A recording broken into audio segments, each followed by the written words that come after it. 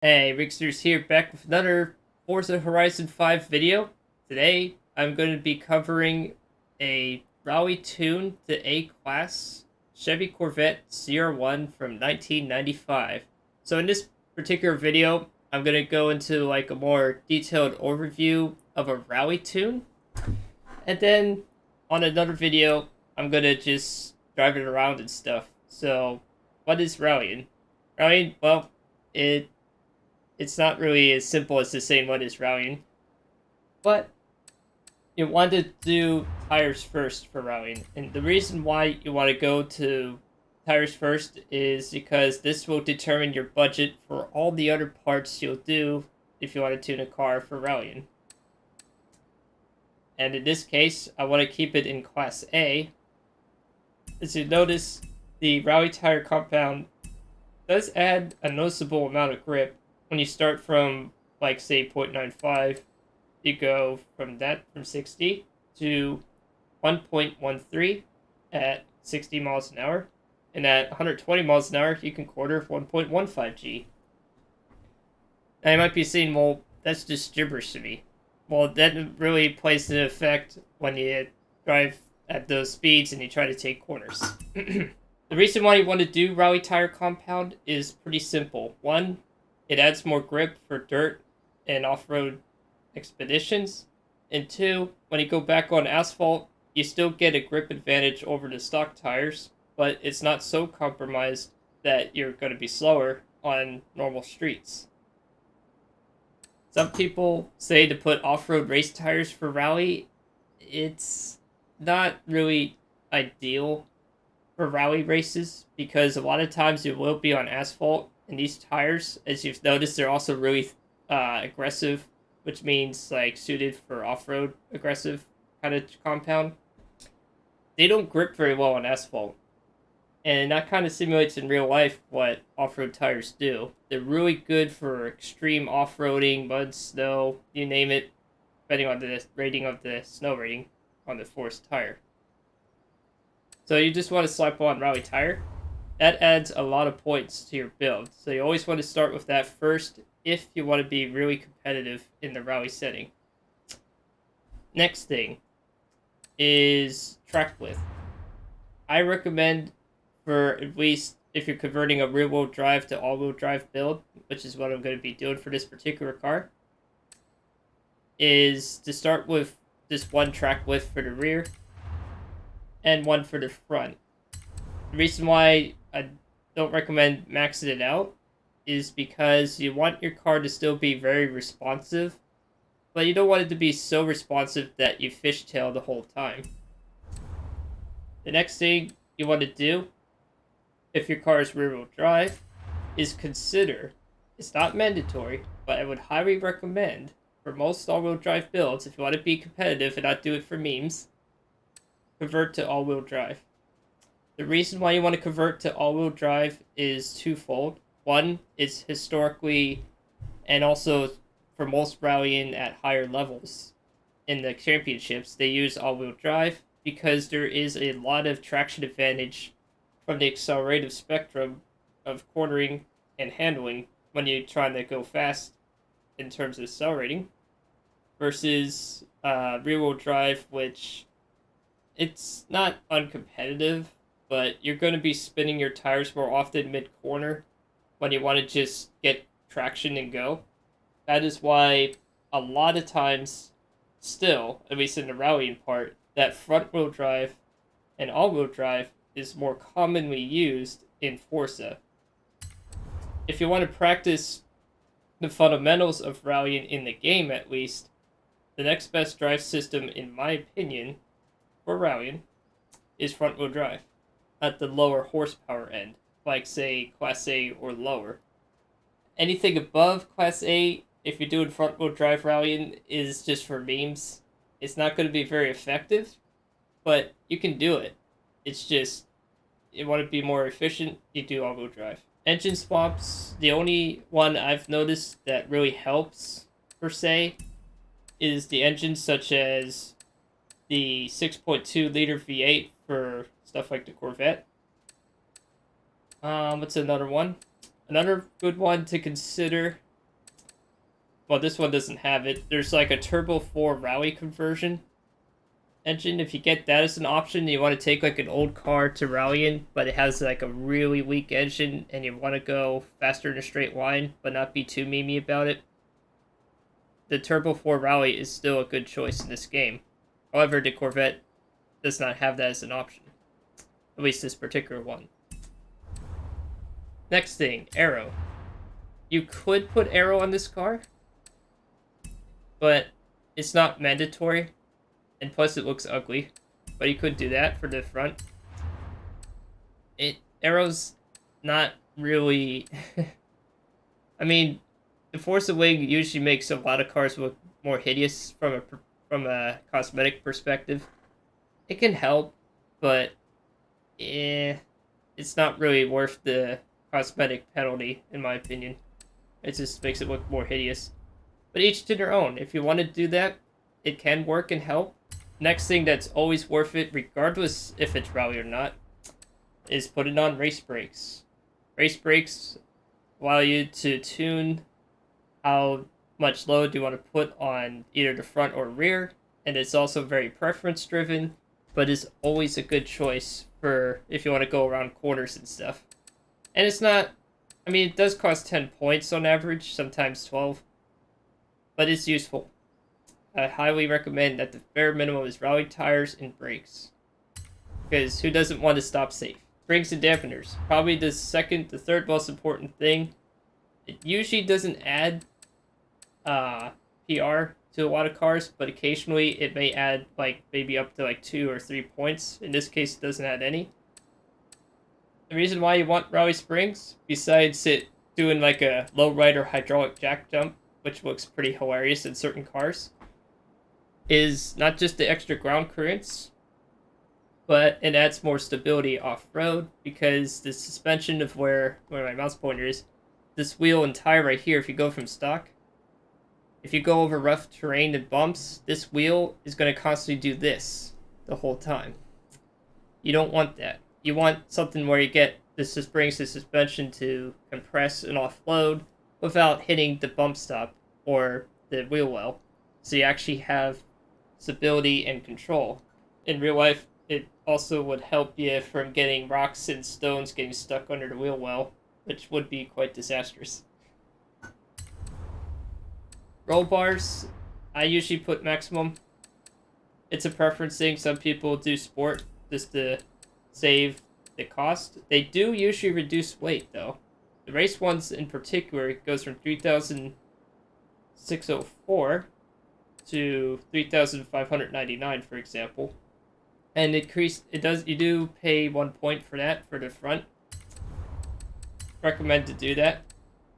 Tuning the roll bar can be a benefit for rallying. Another important upgrade, just like with any build, is weight reduction. You can get away with just doing sport weight reduction if you want more power. Doing maximum rate reduction is also a usual stereotypical thing you would do for any race tune anyways, particularly if you're turning a lot. So you go from, in this case, 3,593 to 2,939 if you do the race weight reduction. If you do the sport, you lose 305 pounds. Now, sometimes the sport one is a good compromise if you're trying to save on points, because if you notice, I'm at 760, and you go to 773 right here, that's still, 305 pounds is still a pretty good reduction, and it'll allow you to add some more power, which I do want in this case. Sometimes it's not always ideal to do a max weight reduction for if you want to keep it within a particular class as well. And I do not think this build would do very well beyond A. For rallying, the next thing you want to do powertrain-wise is consider, I mean, not mandatory, but really consider if you can fit the valves in. In this case, I can. It adds 10 points. It extends the red line and torque limiter. Well, more of the red line limiter, actually. In rallying, you want to have more revs, so you have more time to offload and unload the throttle when you're going around corners. because rallying sometimes also involves a mixture of drifting as well. Like, you want to be able to slide a little bit around certain bends because you're going off road, so you don't always need to understeer to gain more speed. Sometimes you do actually want controllable oversteer. That is why upgrading the camshaft allows you for more control. I could max this out if I wanted to keep it in Class A, but I'm just going to do Sport in this case. If you can fit the race ones, I would highly recommend doing so. Another good one, and not a lot of people seem to talk about, is the valves. They're a cheaper alternative to the camshafts. And instead of like adding like a whopping 10 points, it goes from 783 in this particular car's case to 4 points. And for 4 points, you get a very minor bump in RPM right here. You have to really watch this closely though. And you also reduce weight and add 11 horsepower, about 9 foot-pounds of torque. And your weight goes from 3,288 to 3,286, so you lose 2 pounds, which is not a lot, but it adds up. That's also a good one. Pistons is always good. I usually max this out for most of these kind of more serious-minded builds, and reduces the weight by 4 pounds, and adds 14 horsepower. And let's see here, how much does it add for torque here? Adds 10 foot-pounds of torque. So you definitely want to put that on there. Exhaust is always a good idea as well. That reduces weight and adds power. Mine actually, oh, I won't be able to fit the race exhaust. But race exhaust is usually what I go for. But you can also do sport. And plus it usually makes your vehicle sound much nicer. That's more of like a preference thing. But sometimes I find the sport exhaust to sound nicer than the race. But for competitive reasons, race is usually the best. Obviously. But I'm going to do sport because I want to add some more power in different areas. Or at least try to. Displacement is also a good option. I don't know for Forza reasons why it adds that as a positive for displacement. I guess it increases. If I look closely here, oh, I see. This is another cheaper way of raising your rev limiter. Valves and displacement also is another way of doing that. It just basically gives the engine more airflow to breathe, I guess. It doesn't usually reduce weight. As a matter of fact, I don't think it actually does in the game. But sport and race engine blocks is highly recommended. If you're really tight, you can also do street, which also does a little bit of power. But I'm just going to add the 13 horsepower one. There we go. And intake. I don't think we'll be able to fit that in here, but if you can, adding at least at the bare minimum, the sport air intake is a very good balanced choice, along with race. Intake and manifold, can't really add anything there, but that's also a good choice. Sometimes you might be able to sneak in ignition, because it just only adds power, it doesn't reduce weight. But in this case, I won't be able to fit it in Class A. Flywheel, sometimes you can sneak these in, but in this case you can't. This is like a last choice option, in my opinion, for rallying.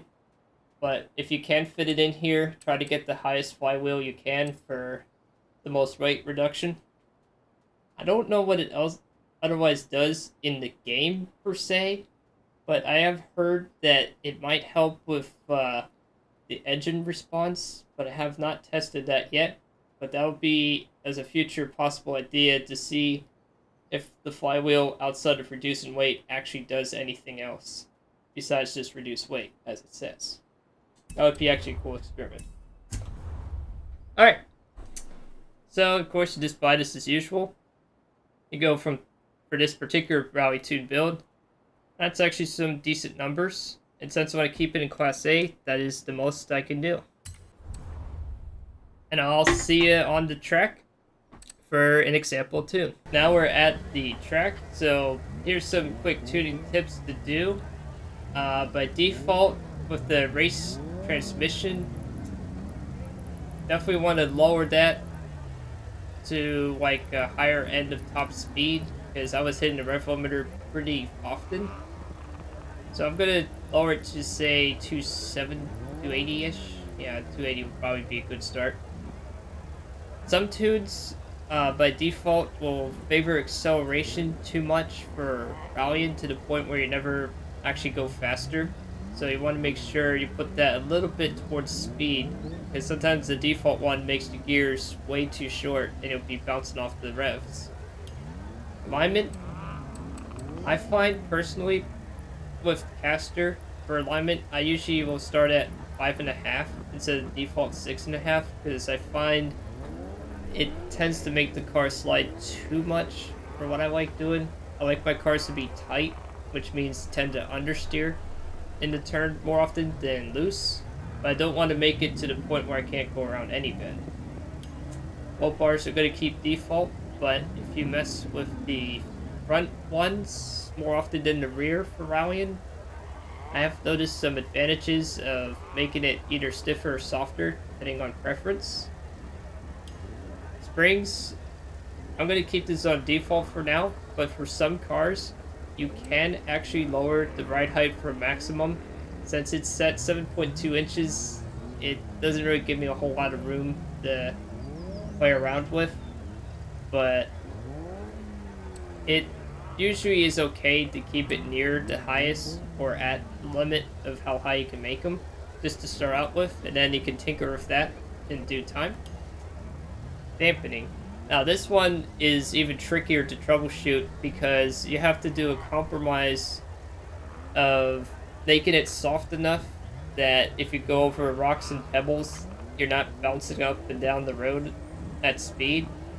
But on the other hand, you don't want to make it so soft that when you're on asphalt, there's like no reaction and you're understeering like crazy. So I'm going to keep it at the default and tune that as needed. Arrows doesn't need to really be mentioned, but favoring it towards cornering is usually recommended if you do happen to put that on there. Brakes is pretty important. I am going to do towards the front by 10% and actually increasing the brake pressure to 10%. Now, since I have ABS, this doesn't matter as much, but the braking force does matter. If you put that towards the front, that means it's going to actually lock up the rears more often than the front in terms of distribution of force. If you put it towards the rear, you'll actually be locking up the fronts more often than the rear on the distribution of force. Thus causing more understeer. In this case, I want a little more oversteer. Differentials. Usually, I favor 65% towards the rear to start off with. For acceleration, deceleration for the rear, I'm going to do 60 for the rear and 50 for decel. For the front, I'm going to stick these to, let's stick it to 15% for the accel and 5% for decel. Just to start off with, usually I'll keep these to 0, but I'm also going to experiment a little bit with that as well. The only reason I say that is because if you make the front acceleration and deceleration for all-wheel drive too high, you'll plow through the turns and not turn at all. I've done that. So it's recommended to keep these on the lower side to start with. And then really you want to mess more with the rear and center of balance for rallying more often than the front when you're doing all-wheel drive. Alright, so now it's applied that, let's go to the race.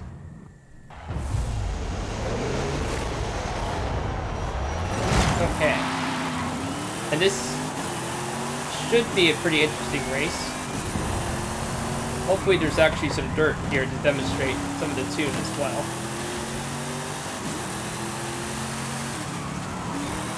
As you notice, it tends to slide a bit, which is good. You want some of that.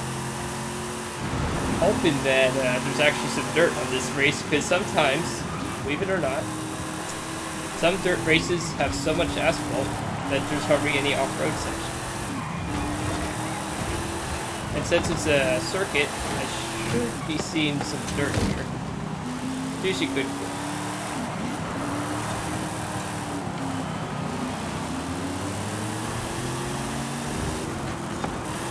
It is pretty controllable though. And as you notice when I went over the bumps there, it wasn't as violently shaking. Which is good, that's what I want. What I don't want is that understeer. Might be understeering still too much. Sometimes you have to also adapt your driving style a little bit too. So I might be more of a driver error on that turn. There we go. That's better.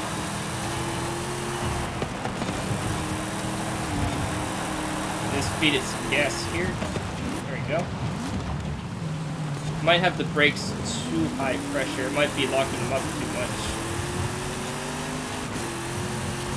Might be allowing it to induce too much oversteer on entry, which is not always a good thing, but it's not too bad. That could always be tweaked. It's always like a preference thing, too.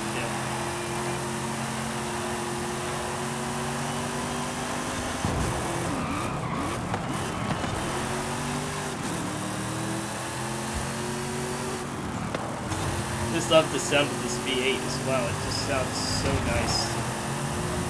It really does.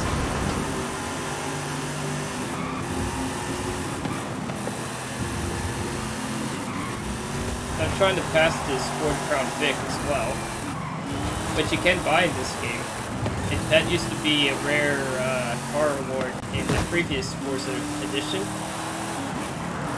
And up ahead is a beautiful Dodge Viper. I think that's the 90s ACR, if I'm not mistaken. I have to get closer to find out, though. Yeah, just adapted my driving style just a little bit there. But notice that you have so much more traction under acceleration when you have all-wheel drive. This four-wheel drive would be spinning my wheels a lot more often on the initial acceleration. That is why usually, not always, in rally races, the front-wheel drive and all-wheel drive cars have a lot better time at Class A or higher. With all-wheel drive being the normal thing to do, if you want to be competitive.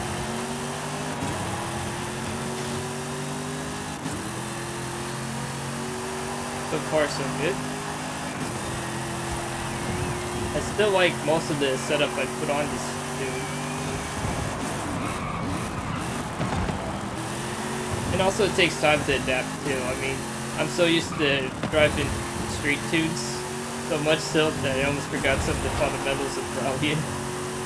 So it can happen, you know. I can just get past this Viper or so. I'd like to at least finish in the mid-pack or higher. Or maybe even third. Third could be up for grabs if I time this right. If I shift into third gear, yeah, there we go. That's where the grip comes in. That was good. I might be also noticing why I didn't mention tire pressure or fiddled with that. Usually, default pressure of 27 to 30 is usually sufficient for most rally builds. Go any higher or lower than those values, it doesn't always seem to work for certain cars. So the default tire pressure is usually sufficient for the rally tire compound. I haven't had to really monkey with that too often.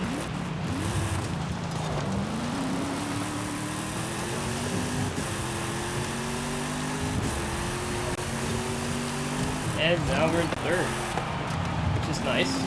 Finishing on the podium would be a nice thing to end this video with.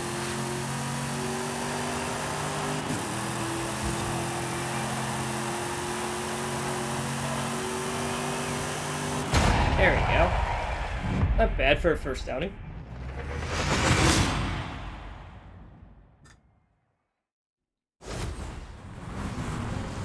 So best lap time of 1:42 with 5:20. Not bad for first tune and drive with the 95 ZR-1. That'll be it for this video of doing a rally tune with a more unconventional approach, but it still will work for most builds. Hope you enjoyed this video.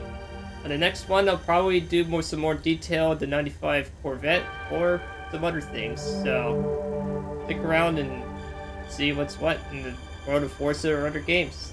Rigsters Journey, signing off. Oh, wait, before I sign off, what was that? Okay, now I'm signing off.